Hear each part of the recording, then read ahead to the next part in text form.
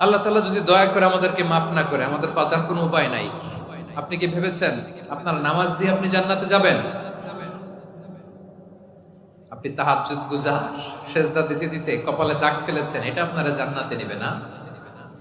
আপনি এলাকার সবচেয়ে বড় হাতেম তাই দানশীল, এই দানের ভরসায় বসে আছেন। কশিন কালো আমাদের নামাজ, আমাদের রোজা, আমাদের ইবাদত, এগুলোকে মিজানের পাল্লায় উঠালে কোনো ওজনই হবে না। তবে আমাদের একটা কৌশল জানা আছে, আমরা আল্লাহর রহমতের ভিখারি।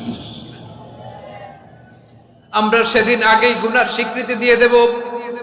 আমরা বলবো, আল্লাহ তুমি প্রশ্ন করার আগে তোমার একটা কথা বলি, আমারে কিছু জিজ্ঞেস করো না, আমি সব করেছি। এমন কোন পাপ নাই যে পাপ আমারে দিয়ে হয় নাই।